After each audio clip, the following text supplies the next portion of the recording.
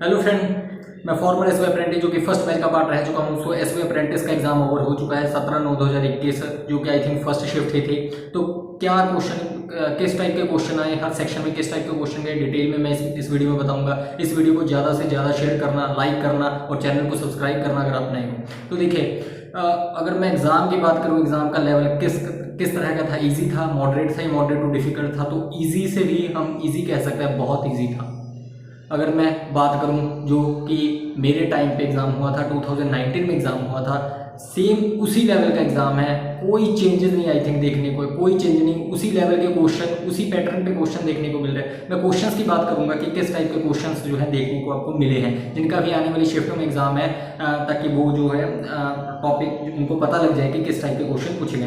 तो पहले मैं रीजनिंग की बात करूंगा कि रीजनिंग में जो है लीनियर पजल थी। जो मेरी स्टूडेंट से बात हुई है तो एक लीनियर पजल थी 6% की, और जो है पेयर बनाना था, जो कि आपको पता है बैकवर्ड और फॉरवर्ड पेयर बनाने होते हैं। अल्फा जो एप्टीट्यूड वर्ड था वो उसका पेयर बनाना था। आपको कितने पेयर बन रहे हैं, अल्फ़ाबेटिकल सीरीज पे क्वेश्चन थे, ठीक है। और डायरेक्शन डिस्टेंस था, डायरेक्शन डिस्टेंस सेम वही मैं बार बार कह रहा था वीडियो में कि आप जो है ना कोडेड डायरेक्शन एंड डिस्टेंस की प्रैक्टिस कर लेना, उसमें थोड़ा सा टाइम लगता है। अगर आप प्रैक्टिस कर लोगे तो आपको टाइम कम लगेगा। Same coded direction and distance पूछे गए थे, जिसमें सिंबल दिया हुआ था। तो कोडेड डायरेक्शन आई थी, ब्लड रिलेशन के क्वेश्चन आए थे, मंजू मंजू पे था कुछ 3 क्वेश्चन ब्लड रिलेशन के, कोडेड डायरेक्शन डिस्टेंस के 2-3 आए होंगे। अल्फ़ाबेटिकल पे थे क्वेश्चन, जो स्टूडेंट ने कहा है कि हो सकता है कहता 3 से 4। एप्टीट्यूड एक जो मैंने आपको पेयर वाला बताया। सिलॉग्स और इनइक्वालिटी में कोई क्वेश्चन देखने को नहीं मिला, तो आने वाली शिफ्टों में देखने को मिल सकता है सिलॉग्स और इनइक्वालिटी पे। कोडिंग डिकोडिंग बहुत ही सिंपल। जो स्टूडेंट ने बताया कि ऐसे दिया होता है कि ओ है, एस है, पी है, आर है, और उसके कोड 8 4 3 2 इस तरह से, एम है, एन है, इस तरह से कि सिंपल। कोई एक आपको चाइनीज कोडिंग डिकोडिंग भी इससे डिफिकल्ट होती है, तो सिंपल कोडिंग डिकोडिंग आराम से बनने वाली थी। और जो है एक स्टूडेंट ने बताया कि 2-3 क्वेश्चन थे कि आपको 29 से आपको 30% दिए हुए थे, और उसमें से आपको 2-3% की 30% आपको भी टोटल 30% बैठे हैं, उसमें से 3-4% की इन्फॉर्मेशन दी हुई थी, और उस पर आपको बाद में उस पर जो है 2 क्वेश्चन पूछे गए थे। तो ये रीजनिंग का लेवल था। सो अब मैं जीए की बात करूंगा कि जीए का लेवल वही जो जिसने बढ़िया पढ़ रखे होंगे तो उनके लिए इजी था, लेकिन जीए का लेवल जिसने अच्छे से प्रिपरेशन नहीं की होगी वो ज़्यादा अटेम्प्ट नहीं कर पाएगा, क्योंकि क्वेश्चन थे बैंक रेट पे क्वेश्चन आया था कि which of the following is not come under, आप कह सकते हो कि जो मॉनेटरी पॉलिसी का रेट होता है, आपको ऑप्शन दिए हुए थे। तो पूछा गया था कि कौन सा मॉनेटरी पॉलिसी, आप कह सकते हो कि मॉनेटरी पॉलिसी रेट के अंडर नहीं आता। आपको ऑप्शन दिए होंगे वहाँ पे bank rate, repo rate, reverse repo rate, कोई एक अलग सा ऑप्शन दिया होगा, आपको वो टिक लगाना था कि कौन नहीं आता।